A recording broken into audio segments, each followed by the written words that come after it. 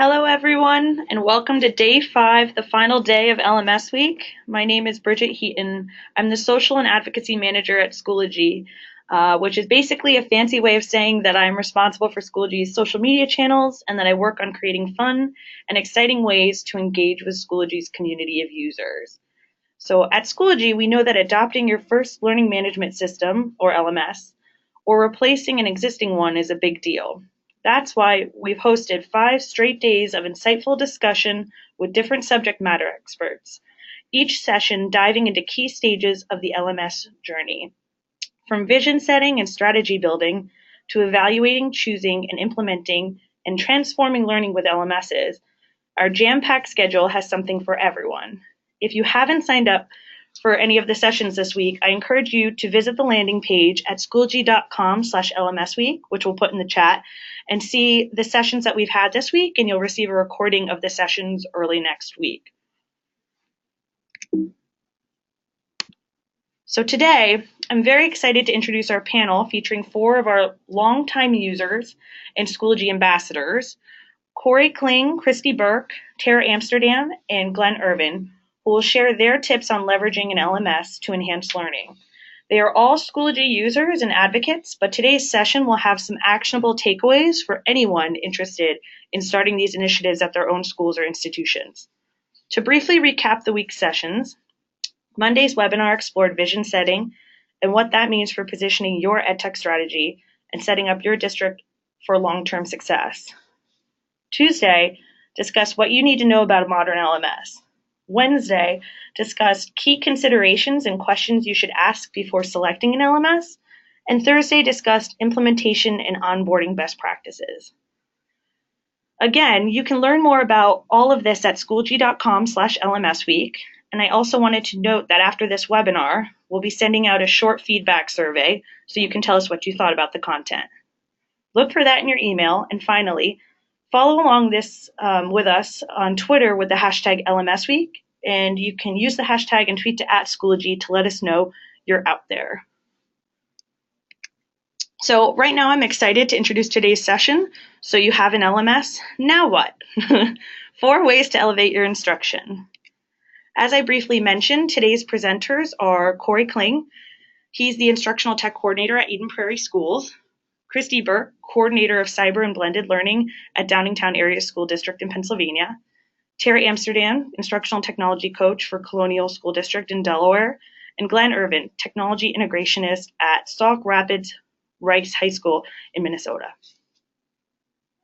At this point, I'm going to just run through the agenda. You're going to see Cory first, talking about less clicks, more learning, followed by Christy Burke. She's going to detail her blended learning initiative. Tara Amsterdam, who's running professional development through an LMS, and Glenn Irvin, gamification in action. We're going to end with a couple of questions from the chat at the end, so make sure you include those as we go along. So now I'm going to turn the conversation over to Cory Kling, and he can get started. Hello, everybody. Again, thank you, Bridget. My name is Cory Kling. I do some digital coordinating at Eden Prairie Schools, which is in the Southwest Metro of the Twin Cities. We're hosting the Super Bowl right now, so things are pretty exciting around here.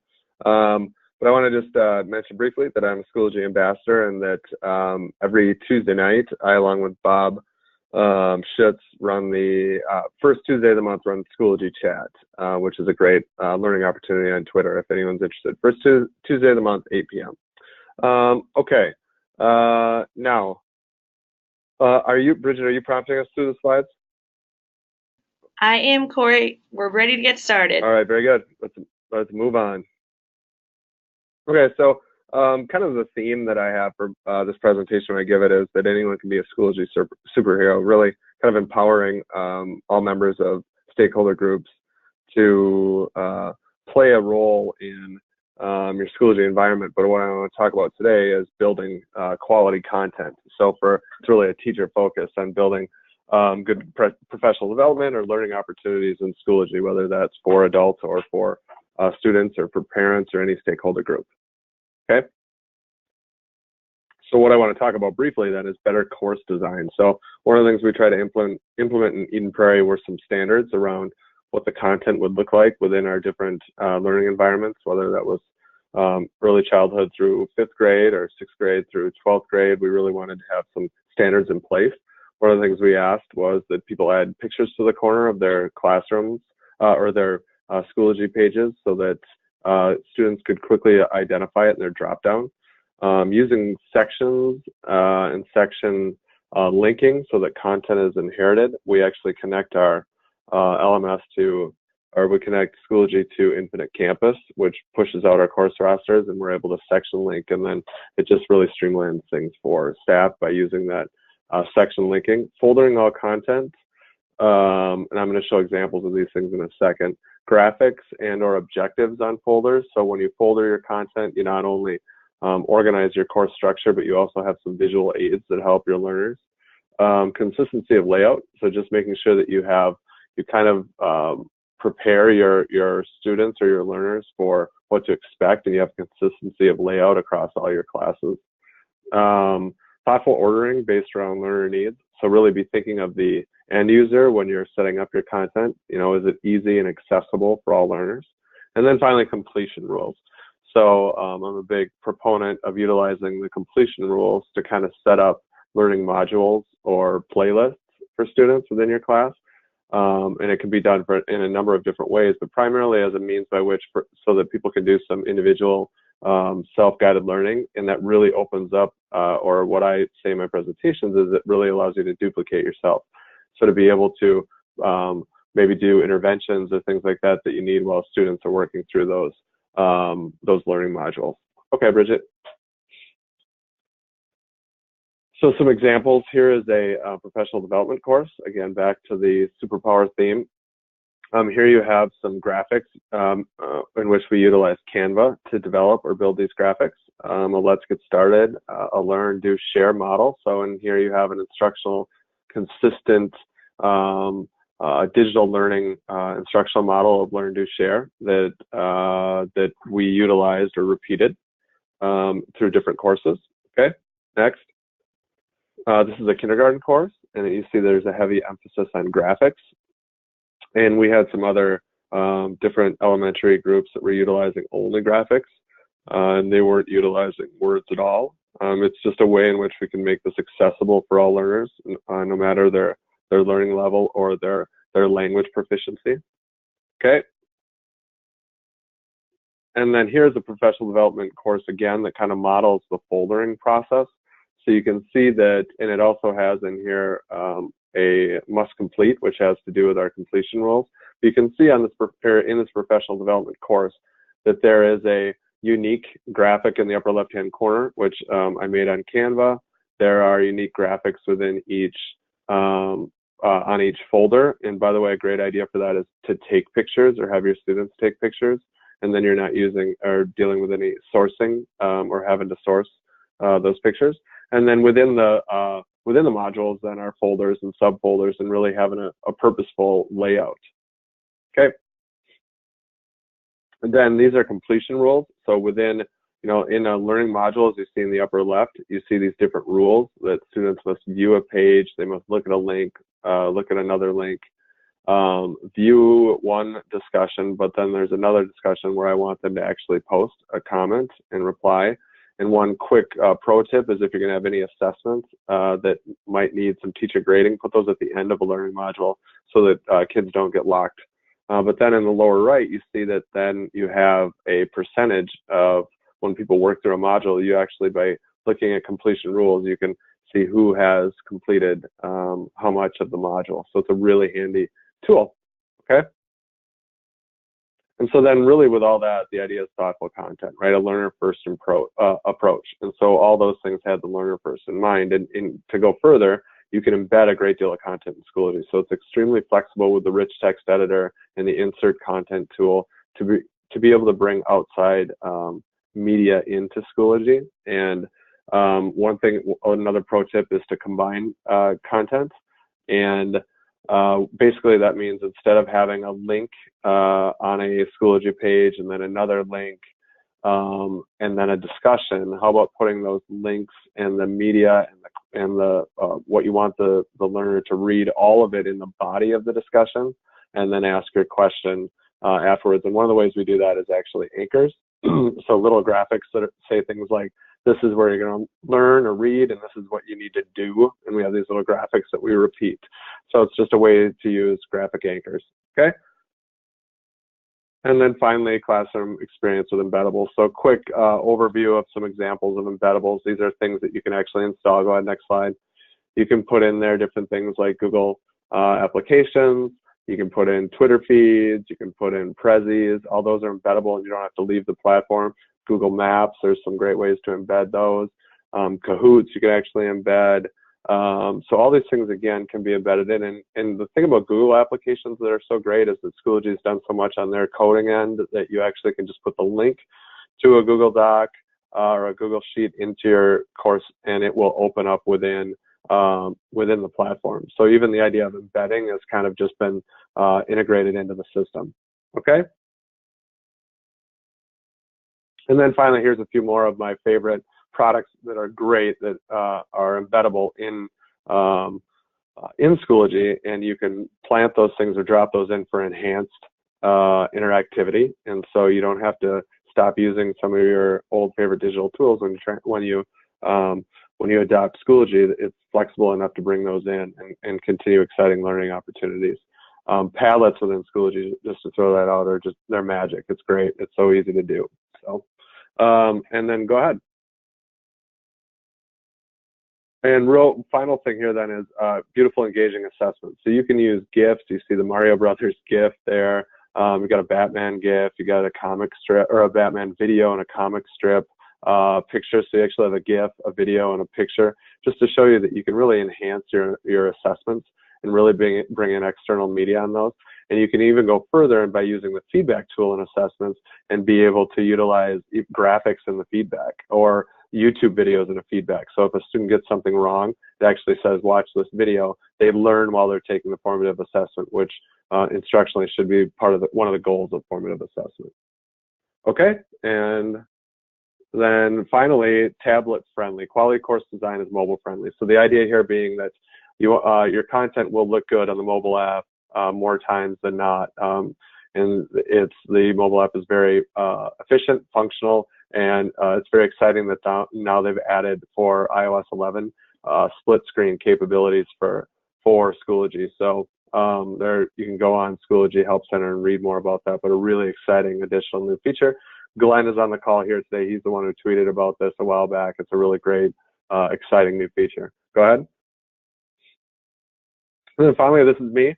And you can connect with me on Twitter at Mr. Kling. I'd love it if you follow me. And mrkling@gmail.com is another way you can connect with me. And I'd love to chat any and all things Schoology. So thank you all, and good luck with your adoption and your continued use. Thank you so much, Cory. I just wanted to say that that was an amazing presentation. I think it's a really good one for us to start with because as we start getting into some of the other presentations, having that optimized course design is going to be a great foundation for getting started with some of these other initiatives that are happening as well. So, Cory's very generous for sharing his contact information. Definitely check him out on Schoology Chat the first Tuesday of the month at 9 p.m. Eastern Time using hashtag Schoology Chat. And I did want to give a shout out to Phil Pulley, who shared with us an example of course design, his personal course design, and opened up, if you go to the chat, there's a course code that you can join on Schoology to check that out. So thank you, Phil, and thank you, Cory. We're going to move on right now to Christy Burke. She's next up. We are going to get started. So Christy, I'm going to turn it over to you. Hi, everybody. I am Christy Burke, and I am the coordinator of cyber and blended learning for the Downingtown Area School District.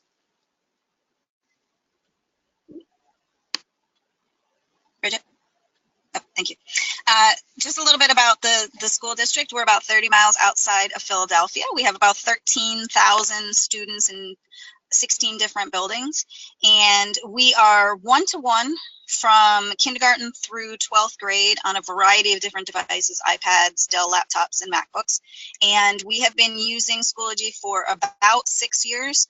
We started using it at the high school level, moved to the middle school level, and now we're using it from grades 3 and up. So a little bit about me. I am, as I mentioned, the coordinator of cyber and blended learning for the district. I have been a high school teacher for many years, and I currently do all PD for our teachers in the district and always really focus on the pedagogy above everything else. And I'm happy to say that I'm a Schoology ambassador and I love the program.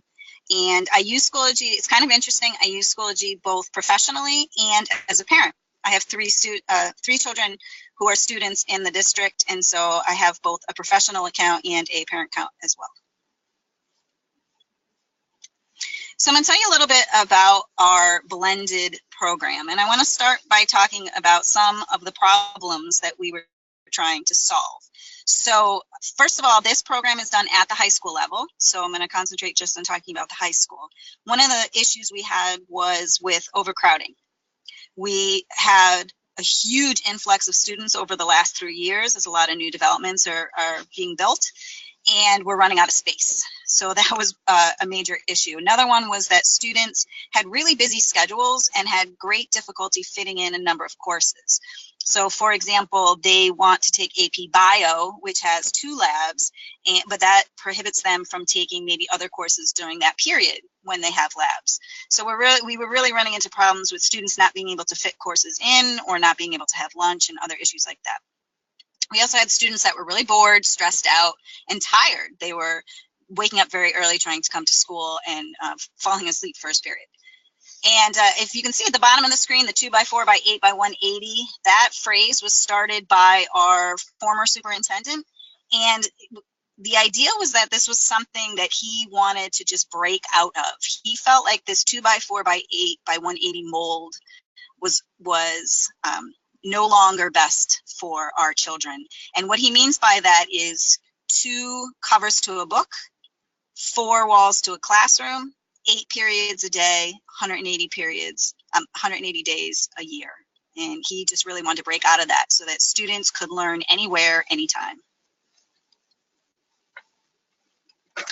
So when we talk about blended learning, unfortunately, there are a lot of different definitions of blended learning out there, and there are a lot of different models. So sometimes when you're talking about blended learning, it's challenging to know what exactly a person means by it. So that's why I always start with this. So I want to explain to you what we mean in our district when we say blended learning. So if you look at this chart on the left-hand side, this is actually from the Christensen Institute, but it's really, in most general terms, it's a combination of brick and mortar, face-to-face classroom time and online learning time. But how that's actually implemented could be very different. We use what's referred to, it's my least favorite title, the enriched virtual model. And all that means is that we meet sometimes in the classroom and sometimes online, asynchronously. So if you look over on the right-hand side, we actually offer 3 different types of classes in our school district. We offer traditional classes, which meet face-to-face 6 times out of a 6-day cycle. Then we have the blended courses, which I'm talking about today. Those only meet 3 times out of a 6-day cycle. So instead of students meeting every day, they're meeting approximately every other day. And the rest of the work is done online in Schoology. And then we also have cyber courses. No face-to-face time at all. It's 100% online in Schoology. So I'm going to talk for the rest of this session, I'm going to talk about this blended model where the students are only going into class half the time. So we currently have 1,200 of our high school students taking 64 different blended classes. And we're really proud of the fact that our blended classes have a wide variety. They are in all subject areas. We have family consumer science and art and music and health, as well as all the core subjects, science, social studies, English, world language, math. And they are all levels. So we have AP courses, honors courses, level 1 courses, and even some special education courses. And it's for all grades 9 to 12. One thing that's kind of interesting when I go out and talk to people who are trying to start a blended program, sometimes they tend to focus on one grade in particular, thinking maybe seniors would be most interested or something like that. But one of the things that made it successful was that we really opened it up to the entire high school building, grades 9 through 12. And we feel that this is so important that starting with the class of 2021, all students in the Downingtown Area School District must take a blended class in order to graduate. So what are the benefits? There are many, and these are actually things that we talk to the students about, to the teachers about, and also to the parents. When we go out and talk to parents about why their students should sign up for a blended course, these are some of the things that we're talking about.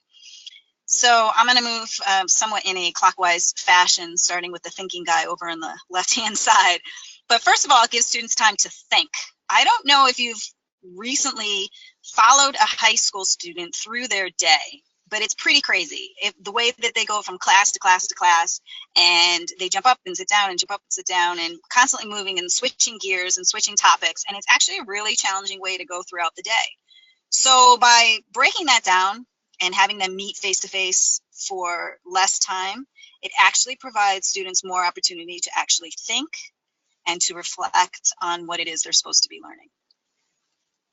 Also, as I mentioned before, by taking blended classes, it frees up periods, it frees up days during the same period so that students can fit in something like an AP Bio lab. So for example, in the past, if you had a lab second period, you couldn't take English, for example, second period, and now you can because English only meets 3 times in a 6-day cycle. So students are really able to fit more things into their schedule.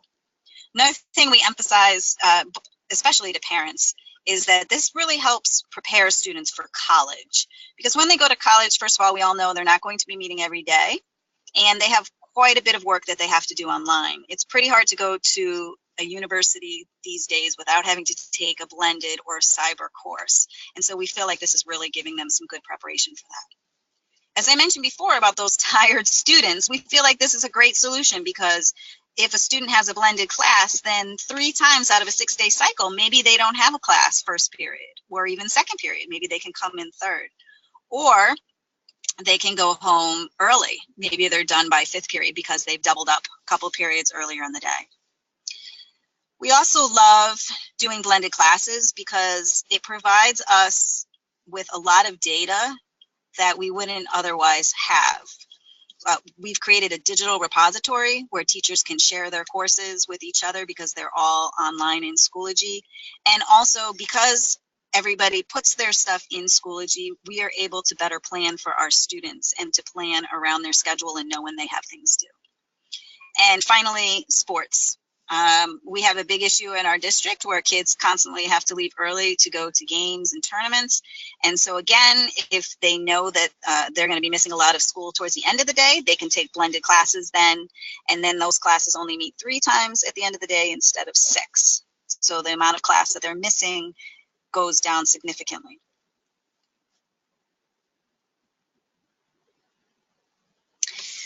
So let me talk for a bit about our professional development. So what I love about what we've done in Downingtown is that we've really given teachers a lot of support to change their pedagogy to something like this. So when a teacher volunteers to teach a blended class, he or she will participate in a 2-year cohort. So for the first year, it's entirely just professional development. So I really concentrate heavily on the pedagogy of blended learning, looking at the research, finding out what works and what doesn't work based on evidence, and then actually building their courses throughout the year.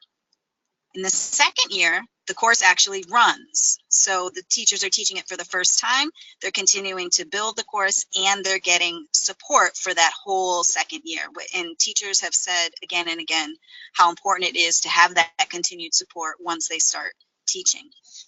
And I don't know if you can see on the screen, it might be a little bit difficult to see, but we try to make the professional development blended just like their classes will be, so that they really get a good model for what it is they're supposed to do. So we put everything in Schoology.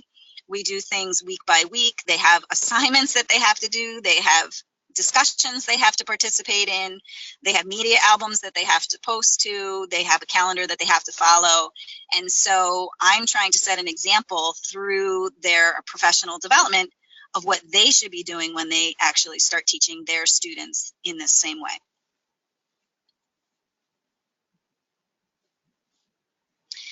And one of the things that was really important to us, and one of the reasons why I talk about Schoology a lot when I'm out and about, is it was really important to me when we went to pick an LMS, and that was actually the first thing that I did when I started the blended program. I did not want to spend time on technology. That was not important to me. I wanted the technology to be very easy to use. I wanted it to be easy for the teachers to understand. I wanted it to be very intuitive because I want to spend the majority of my time on the pedagogy and on the instruction. And so that's why we ended up picking Schoology, because we felt like it looked a lot like social media. It was something that the teachers, it seemed familiar to teachers already. And I didn't have to spend a lot of time showing them how to use Schoology. They could just jump right in and start doing it. And that allowed me to concentrate more on the things that I thought were really important, which, as I said, were things like the pedagogy, how to do assessments, how to encourage online discussions, and that type of thing. So just to wrap up, if you're thinking about starting a blended program, first of all, don't hesitate to reach out to me to ask. This was really quick, but I'm happy to go over in more detail on how we did this.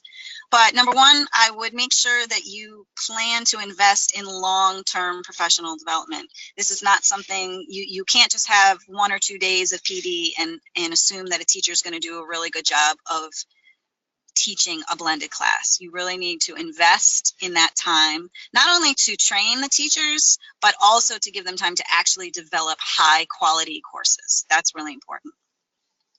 I also would encourage you to start with volunteers. Don't assign teachers to do this, but see who wants to do it. And don't assume that you know who would be best at it. I've had teachers in all kinds of really interesting subject areas come forward and say they want to blend their classes. For example, I had a music teacher that wanted to blend his AP music class. And at first I thought that might be somewhat challenging, but then he said, no, I have smart music and I have finale. And he kind of explained to me how he thought it would go. And I thought it was an interesting idea. And what I love is that he actually multiplied his enrollment by 4 times by making his class blended, because unfortunately it was one of those classes that kids just couldn't fit into their schedule. So don't assume which teachers would do the best in which subject areas. Don't assume that seniors would be better than 9th graders, and definitely don't assume the kind of teacher. I have some of my best teachers are 63, 64 years old, just a couple years away from retirement, but they're awesome lifelong learners and do a really great job blending. Number 3 is just to make sure, what you don't want to do is you don't want to build your class and then have no one sign up. So don't forget about the marketing piece. You have to make sure that you talk to the students about blended classes, what they are, why they might want to take one, what kind of benefits they're going to get from it, and make sure you also talk to other stakeholders such as parents and the school board. And I love that our younger students are using Schoology, 3rd, 4th, and 5th graders, because by the time they get up to high school, it's a piece of cake. They know what they're doing, and our blended teachers don't have to spend any time doing that. And finally, let the students decide. Give them a wide range of courses, blended courses to choose from, and based on registrations, those are the ones that run. And sometimes I think you'll be pleasantly surprised at what they pick.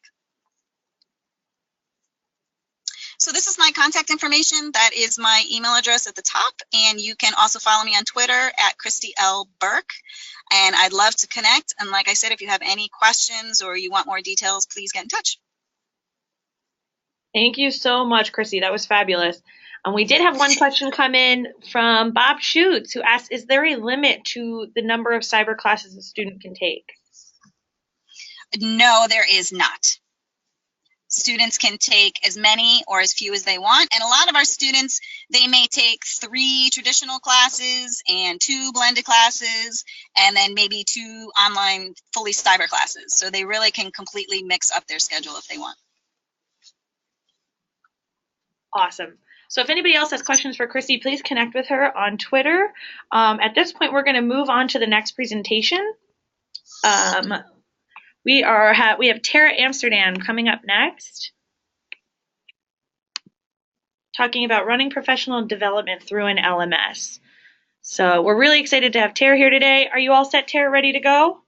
Yes, I am. Thank you, Bridget. Hello, everybody. I am so excited to be here with you all to cap off LMS week.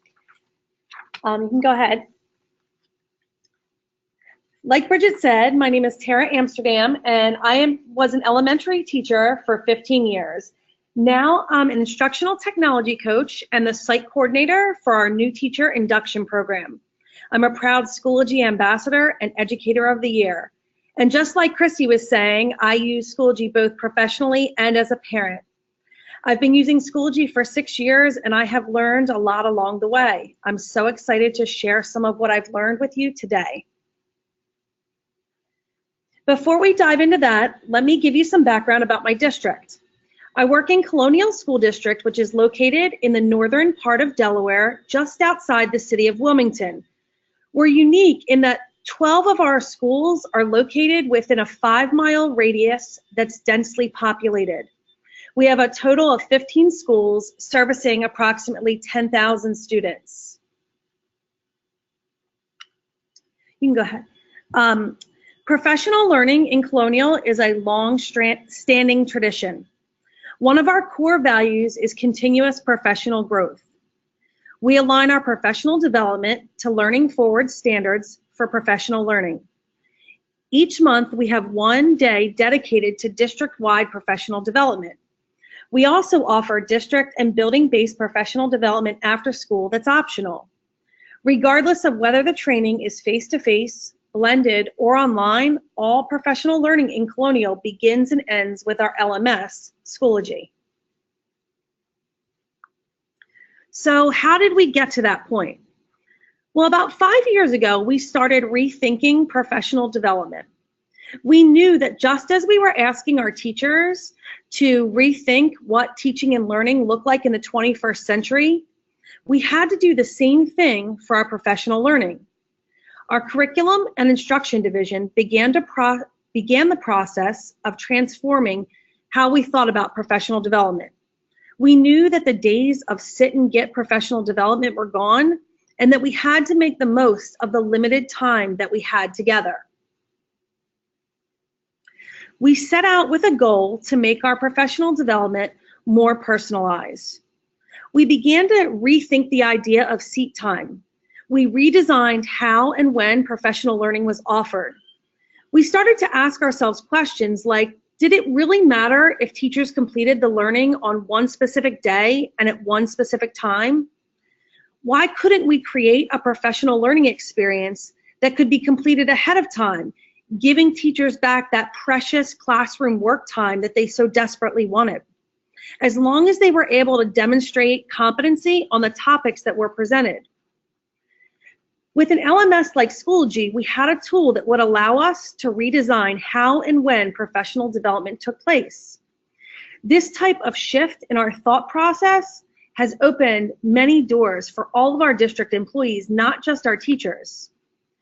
We started by creating a professional development catalog. We publish this twice a year, once in September and then again in January. In this catalog, we include face-to-face, blended, and online professional development sessions. We're able to offer a variety of options, both in content and in the delivery method. In doing so, we're providing and modeling choice for our participants. Schoology has provided us with a tool and the digital ecosystem to make this possible. We're able to provide targeted learning experiences and resources that live on beyond the start and stopping point of a traditional professional development. You can go ahead. So during the winter of 2012 and 2013, we had a particularly tough winter in terms of snow days. And as I mentioned before, we were in the process of reframing our thinking about professional learning. These snow days gave us an entry point into transforming professional development. We all know how impactful those professional development days are at the end of the year, when teachers have already packed up their classrooms and they have summer on their minds. Schoology gave us an avenue to deliver meaningful and targeted professional development just in time when it can actually be implemented. Schoology provides us the digital hub for all of our professional learning, regardless of whether or not it's face-to-face, blended, or online. We have the ability to build in accountability and follow-up and support beyond the professional development set time.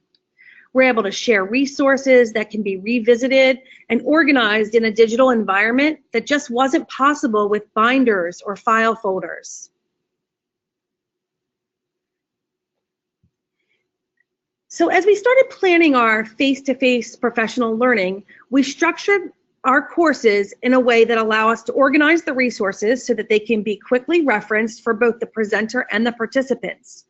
The screenshot that you see to the right is the shell of a district-wide blended learning training we're providing to our third through fifth grade teachers over the course of a school year.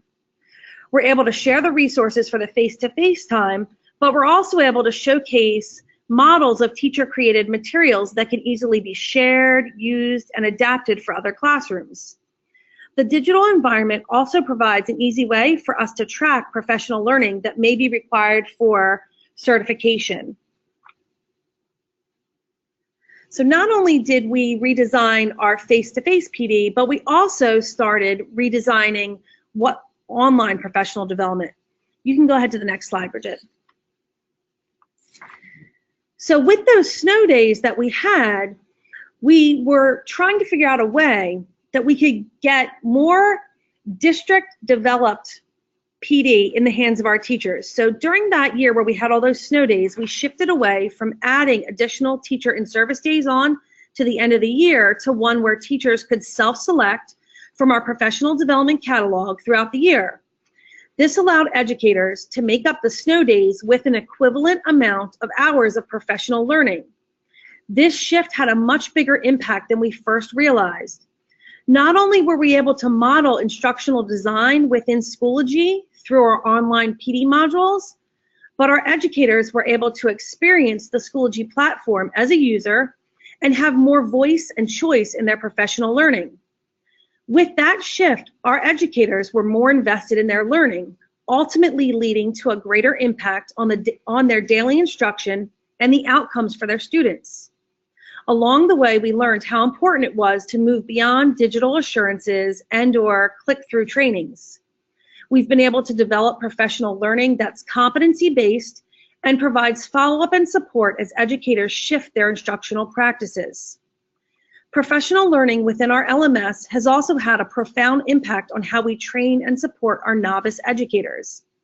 We designed an online new hire course that provides training for our district with our district vision, our district procedures, and technology applications that's accessible to all new hires regardless of when they're hired throughout the year. And it can easily be referenced throughout their entire career if they need a refresher. So another impact of the Schoology LMS for our new teacher induction program has to do with some of our certification requirements for the state. So in Delaware, novice educators have state licensing requirements that are tied to new teacher induction. In Colonial, we utilize Schoology as a digital hub for our first through fourth year teachers. Each group has a course that provides a comprehensive ecosystem for all things related to teaching in Colonial during that particular year.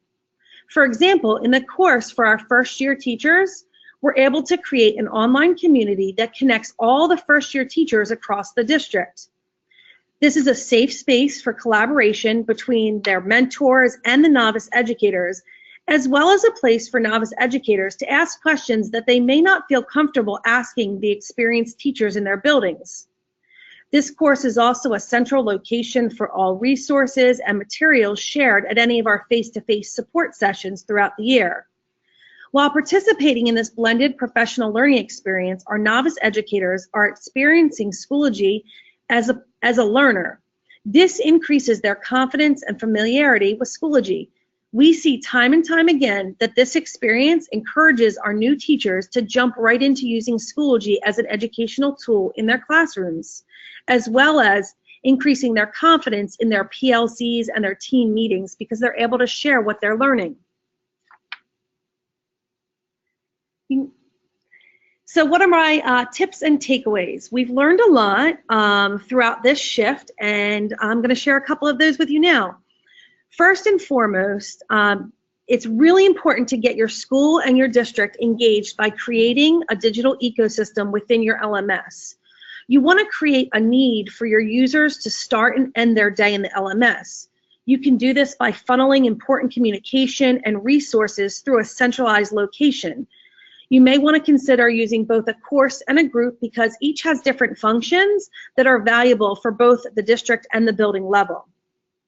My second tip is to never underestimate the importance of having your administrators learn and use the LMS.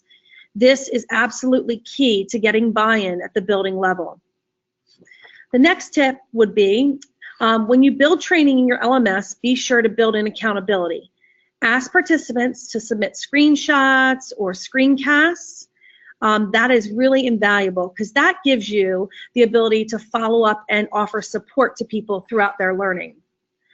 My fourth tip is to invest time in the growth mindset of continuous improvement. This will reap benefits for a really long time. The fifth tip I have is to make sure that you build in those opportunities for follow-up and support. This will give you the opportunity to meet your staff where they are and to support them on this journey of professional growth. Finally, like Cory was saying in the beginning, as you're designing professional learning in Schoology, you want to make sure that you consider the different devices and access methods that your participants will be using and make sure that what you're designing will work on all of those devices. Thank you so much. I've really enjoyed sharing my experience with you today. If you have any questions or would like to connect, please feel free to reach out to me at either my email, which is on the screen, or on Twitter at Tara Amsterdam. I look forward to connecting with you all. Thank you so much, Tara. That was a great presentation. We had a couple questions come through.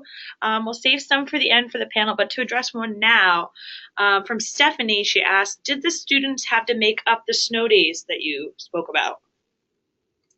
In Delaware, our law is written for students. They have a total number of hours and minutes that they're required to make up or they're required to attend each year. And so most districts in the state of Delaware have additional time added on to the days. If we go over that limit, then students do need to make up the days. However, the difference is that in Delaware, teachers are required to work 187 days. So regardless of whether or not the kids have to make up the time, teachers always have to make up those snow days. But we're able to do that with online, face-to-face, and blended PD so that we're not putting on PD 5 extra days at the end of the year when everybody's checked out. Awesome. Thank you, Tara. So just one more question before we move on. Somebody asked, I believe it was Timothy, how do you document teacher participation within Schoology's LMS? Whenever we are designing a module, we make sure that we build in checkpoints to check for understanding as we're going. So just like you would do in a classroom lesson where you want to check to make sure that your class is with you, we do that through our playlist or the module that we're building so that we're looking for them to take whatever that content and whatever that topic is and implement it into their own Schoology course. Then we ask them to take screenshots or make a screencast to explain it back to the facilitators. And that is really eye-opening as a facilitator because we're able to see where those gaps are in their knowledge and we're able to really help them. Sometimes it gives us an opportunity to meet with them face-to-face and work through their particular course, and sometimes we can do that through the platform of Schoology with the feedback and the commenting features that are available. But that's why we build in those built-in assignments, discussions, and check for understandings as we're going through. Fantastic. Thank you, Tara. So at this point, we're going to move on to Glenn, who's our next presenter. Glenn, I'm just going to make sure you're all set and ready to go. I am. Can you guys hear me? Yes, you are all set. Go ahead.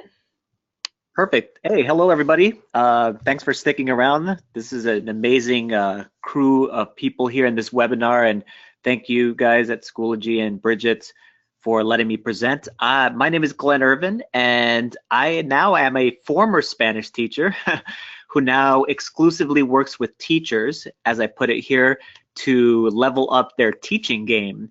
And I'm very passionate about student learning and using gamification and game-based learning to make this happen. So one of the first things that people usually ask me is, what is gamification? Because there's a lot of misconceptions out there and a lot of different ways of being able to interpret that. And what I'm going to talk to you about is how to use gamification in a successful way. In its simplest terms, gamification is the layering of game elements on something. This could be in businesses such as Starbucks and their rewards program, or in education, as I'm talking about today. I define gamification differently, though, because I see it as a powerful combination of educational pedagogies. I believe it's outcomes-based. It includes mastery learning, differentiation, and it involves students in their voice and their choice. It's immersive, engaging, and fun. It's a motivational and collaborative environment, and that allows students to be creative. And I believe that it builds confidence and resilience in students. So I've had teachers ask me, why gamification? And specifically asking me things like, why are you using this Minecraft game? And why are you doing work during the summers with gamification and taking courses and doing those things? And my answer is very simple. I've had students in my class that were clearly bored. They've already checked out, and at 16 years old, they really didn't care about school anymore. They didn't really have a connection. And I needed to find a way to connect with them, to bring their engagement up to new levels, and to create a collaborative atmosphere in my class where we're all working together towards specific goals. I tell people in order to have successful gamification, it requires a solid foundation. And like any effective teaching method, you need to start with what you want your students to know or be able to do. So of course, we're talking about outcomes and backwards design, identifying desired results and determining acceptable evidence for demonstrating those results, like an assessment, formative and summative. And then you plan exciting learning experiences and instruction. And students need to know and be reminded of. I remind them of what is expected, what they're expected to know or be able to do. So right from the beginning, they know what the outcomes are. And so the outcomes are the foundation, and that's a given with any good teaching. But effective gamification cannot happen without a change in your grading philosophy also. And that's where XP grading comes in. Some people have heard of XP or experience type of grading, but just changing the name of your grading to XP and making the values of the assignments or the tests larger, it doesn't really result in effective gamification. XP grading is a philosophical change in grading, and it must be communicated to your students and your parents, admin, or any other stakeholders. In XP grading, students start at 0 XP and only move up. You never take away any XP. And in Schoology, this is very easy to keep track of. You simply change your grade setup to total points and enable students to see their total number of points.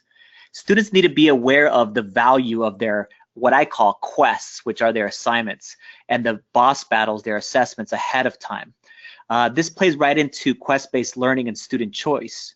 I post the values of quests in the name of the assignments within Schoology, because just like in any other video game, you can redo assignments or a quiz or a test, and failure is never final. Okay, so you can go ahead and redo things as you want. And students are also aware that they will be asked to redo things if they didn't meet the expectations of the assignments or the assessments. The next pillar in gamification, as you can see up there, is quest-based learning. And that's where I let students have voice and choice in my class. I have students choose the assignments that they find interesting and fun and suited to their skills.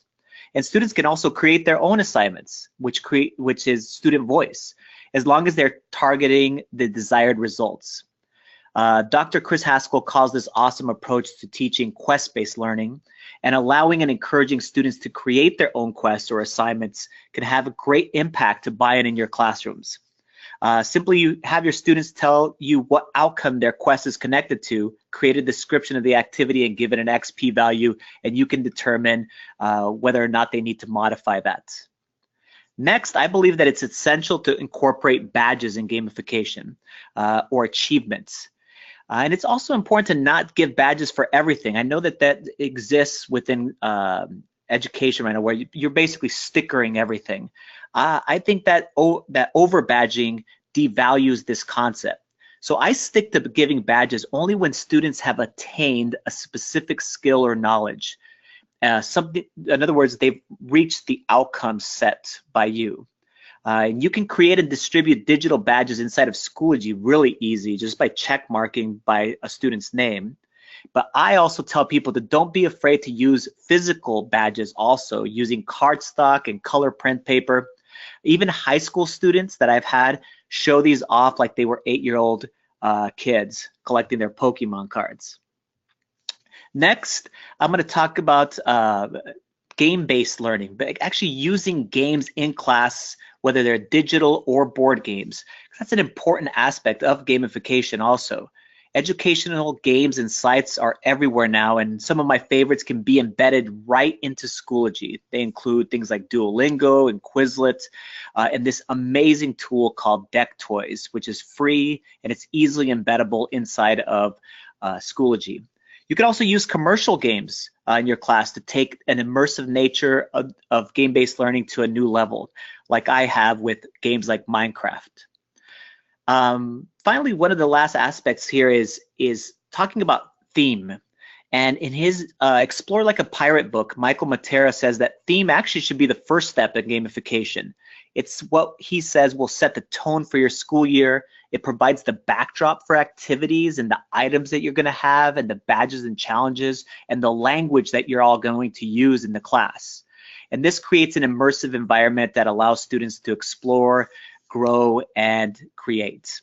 So a successful gamified framework includes all of these elements, combined, of course, with a teacher who's passionate about their students. And what's amazing, I think, is that Schoology has many tools already that could just be modified, modded, in order to fit gamification. So here's a list of some of the things that I have used. Of course, we talked about the total points in the gradebook by just using them as XP. I love to embed images and videos and links because I think it provides an immersive environment in as far as the LMS, and those are easily embeddable inside of Schoology itself too.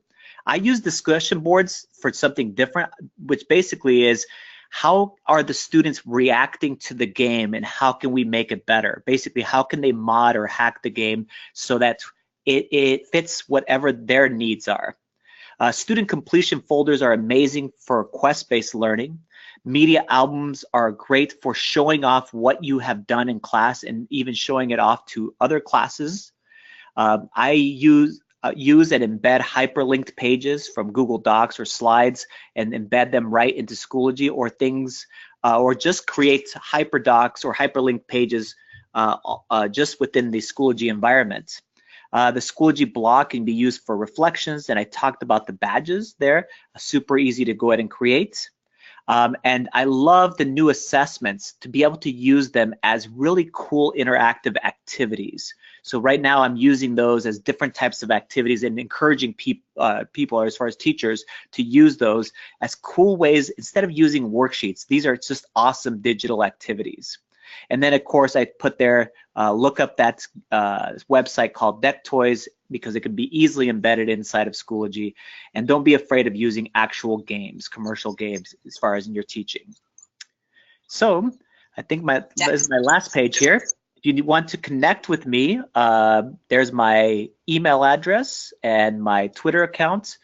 And I also highly encourage you to, if you want to learn more about gamification or game-based learning, there's some amazing things that are happening out there. And those are the chats that I would follow. The Explore Like a Pirate one, Minecraft EDU, and Games for Ed are just awesome chats. Even if you just look in on them and kind of grab some ideas. That's how I started. And a lot of my ideas came from other teachers around the United States. Yeah. I find myself better able to listen. Yeah, no, thank you so much, Glenn. I appreciate you presenting today about gamification. We have one question for you. We're going to jump right into the panel Q&A. at this point, and we have a question that came in pretty much for each presenter.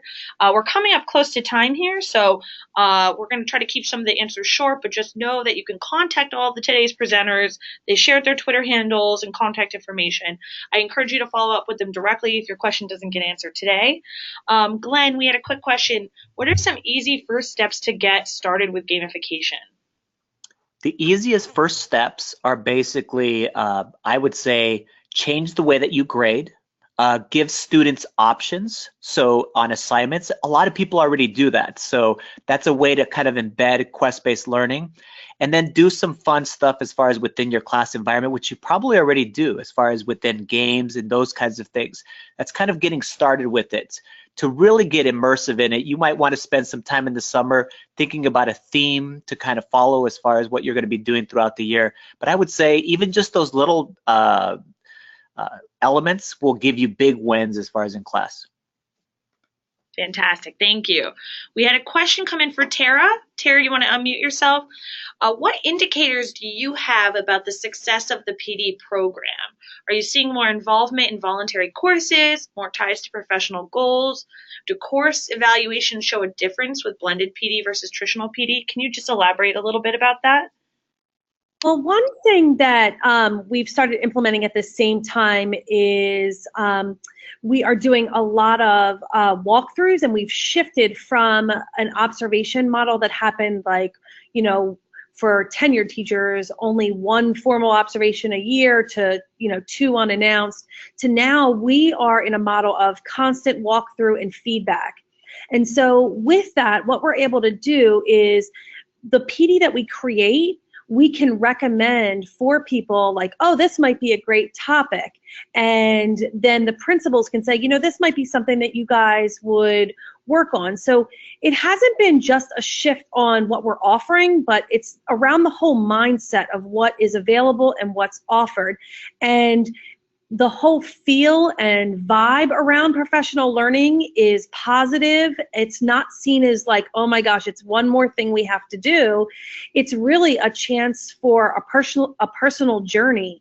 And the participants know that we're there to support. And so that mindset shift has been something that I've heard each of the presenters kind of talk about throughout this whole presentation, is that the shifting of the mindset in the thought of how you approach these topics in this digital environment is what really makes a difference. We've seen an increase in the number of people that come to professional development, and then we get the data to support that by how they're implementing it into their classrooms.